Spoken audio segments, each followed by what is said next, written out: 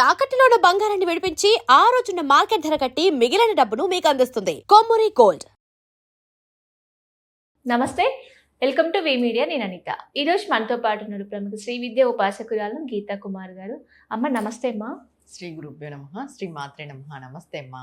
అమ్మ, ఇప్పుడు లలిత సహస్రనామాలు అసలు ఎవరు పఠించాలి, ఎలా పఠించాలి, ఏ సమయంలో చదవాలి, ఏంటి అంటే మనం అంటారు కదా చదువుతున్నప్పుడు మిస్టేక్స్ కూడా ఉండకూడదు అని. సో దాని గురించి చెప్పండి అమ్మా.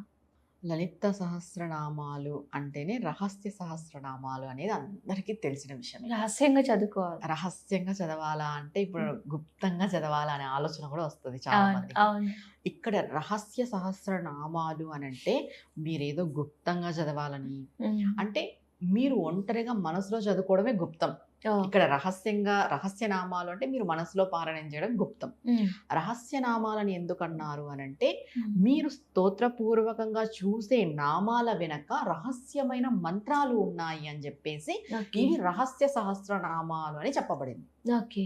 చెప్పాలంటే ఇప్పుడు మనమేమనుకుంటాము, ఇది నార్మల్ స్తోత్ర పారాయణము, అమ్మవారి యొక్క స్తోత్రము అని అనుకుంటాం కదా. ఇది నార్మల్ స్తోత్ర పారాయణం అసలే కాదు. దీంట్లో ప్రతి స్తోత్రం వెనుక కూడా ఒక్కొక్క నిగుడమైన గొప్ప మంత్రం అనేది దాగి ఉంది. చెప్పాలంటే అది మొత్తం మంత్రాలతో కూడుకున్న స్తోత్రం. ఇప్పుడు మిస్టేక్స్ లేకోకున్నట్టు చదవాలి అనే చెప్తాం, ఖచ్చితంగా అదే చెప్పాలి కూడా. కానీ ఇక్కడ ఏమైపోతుందంటే నేర్చుకునేటప్పుడు మిస్టేక్స్ పోతాయి కదా, చదువుకునేటప్పుడు మిస్టేక్స్ పోతాయి కదా అనే ఆలోచన ఎక్కువ మందికి ఉంటుంది, చాలా వరకు చాలా మందికి. ఇప్పుడు నేర్చుకుని దీక్షలు చేయడం కరెక్ట్. ఇప్పుడు నేర్చుకోకున్నట్టు 40 రోజుల దీక్ష, ఇట్లా 9 శుక్రవారాల పారాయణము ఇలాంటివన్నీ పెట్టుకుంటూ ఉంటారు నేర్చుకోకున్నట్టు. నేర్చుకొని చదవాలి. అసలు ఈ లలిత సహస్రనామాలు చెప్పిండేది ఎవరు అంటే వశిన్యాది వాగ్దేవతలు చెప్తారు. అంటే అమ్మవారి నుండి పుట్టిన 8 మంది వాగ్దేవతలు ఈ స్తోత్రాన్ని చెప్పడం జరిగింది. ఇది వాగ్దేవతలే చెప్పారు అని అంటే ఎంత మహిమాన్వితమైన స్తోత్రము. ఇది మనం తెలుసుకోవాలి. ఈ స్తోత్రం వల్ల నీకు కానిది, రానిది, జరగనిది అంటూ ఏమీ ఉండదు. ప్రతిదీ కూడా అమ్మవారు ప్రసాదిస్తుంది. ఒక్క 6 నెలలు ఈ స్తోత్రాన్ని నువ్వు నార్మల్గా ఏ సంకల్పం లేదు, ఏ కోరిక లేదు, నిత్య పారాయణంగా నువ్వు చేసుకున్నా కూడా అమ్మవారి యొక్క అనుగ్రహం సంపూర్ణంగా ఉంటుంది. ఇది ఎలా చేయాలి? ఇప్పుడు మీరన్నట్టుగా అందరూ చేస్తున్నారు అని అంటే ఒక్క విషయం అమ్మా, ఈ లలిత సహస్రనామాలు కానీ, త్రిశతి కానీ, ఖడ్గమాల కానీ ఉపదేశం ఉంటేనే చెయ్యాలి. అంటే ఉపదేశం అంటే గురువు ఉండాలా అని మీకు ఒక డౌట్ వస్తుంది. గురువు అనే కాదు, ఇప్పుడు మనకి చాలా మంది ప్రవచనకర్తలు కూడా చెప్పారు, ఆ ఆడియో పెట్టుకొని వినడము. లేదు అంటే మీకు తెలిసిన ఎవరైనా పురోహితులు ఉంటారు, గుళ్ళల్లో కూడా చెప్తూ ఉంటారు. అలాంటి వాళ్ళ దగ్గర ఫస్ట్ మనం ఒక్కసారి చెప్పించుకోవాలి.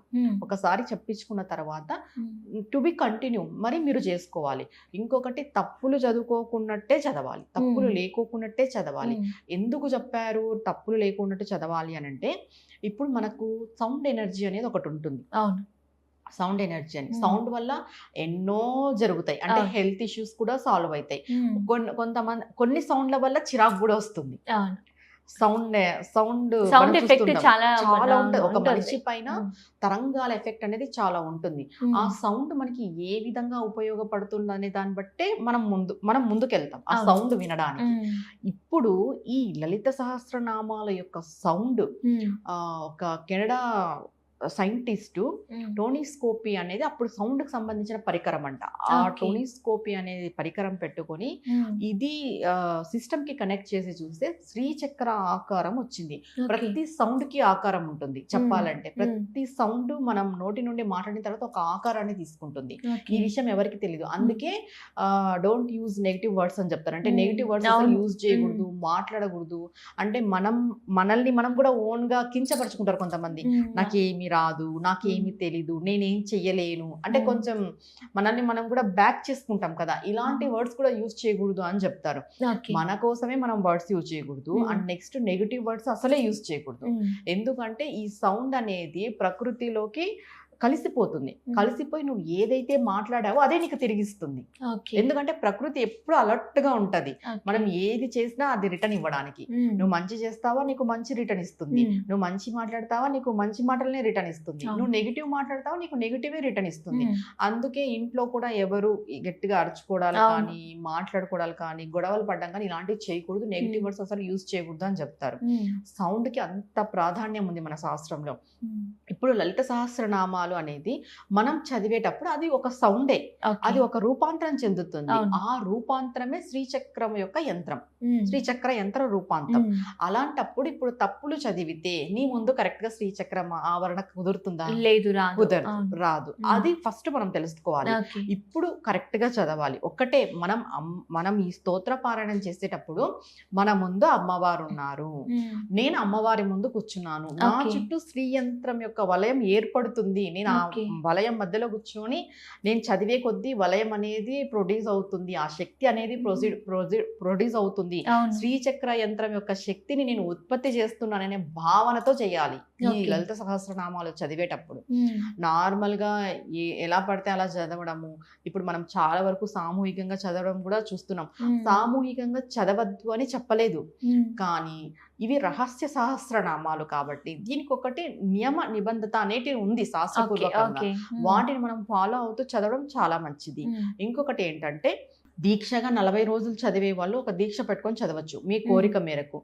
ఇది చదివేటప్పుడు ఖచ్చితంగా పానకం వడపప్పు నైవేద్యం అనేది ఖచ్చితంగా పెట్టాలి. అమ్మవారికి పెట్టి మనం అక్కడ కూర్చొని చదవాలి. శుచి శుభ్రత కంపల్సరీ పాటించాలి.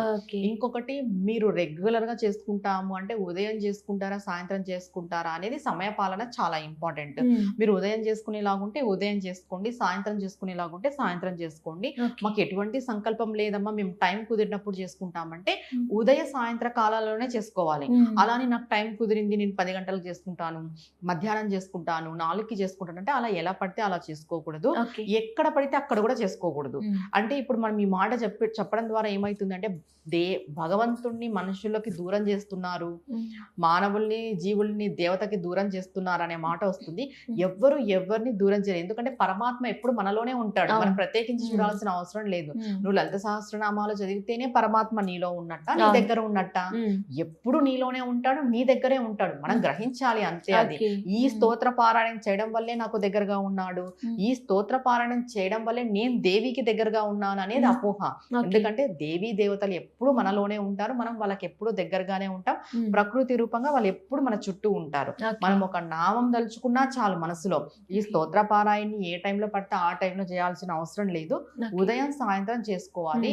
ఏ నియమము లేకోకున్నట్టు రెగ్యులర్ గా చేసుకుంటారు, అంటే ఏ సంకల్పము లేకోకున్నట్టు రెగ్యులర్ గా చేసుకోవచ్చు. 6 నెలలు సంవత్సరం కొంతమంది రెగ్యులర్ గా చేస్తూనే ఉంటారు, అలా అయినా చేసుకోవచ్చు. లేదు మేము మా కోరిక మేరకు మేము సంకల్పం పెట్టుకొని ఒక 40 రోజులు మేము చేసుకుంటామమ్మా అంటే అలా కూడా చేసుకోవచ్చు. ఎలా అయినా చేసుకోవచ్చు. శుచి శుభ్రత నియమ నిష్టాలు అనేటివి ప్రధానం. తప్పులు పోకోకున్నట్టు చదవాలి. నేను ఇందాక చెప్పాను, సౌండ్ కి ఒక ఎనర్జీ ఉంటుంది, సౌండ్ కి ఒక ఆకారం ఉంటుంది. కాబట్టి వీలైనంత వరకు తప్పులు పోకోకున్నట్టు చదవడానికే ప్రయత్నం చేయండి. ఖచ్చితంగా ఏవో చిన్న చిన్న మిస్టేక్స్ అనేటివి జరుగుతుంటాయి. తర్వాత లాస్ట్ కి అమ్మవారికి క్షమాపణ శ్లోకం చెప్పుకుంటే సరిపోతుంది.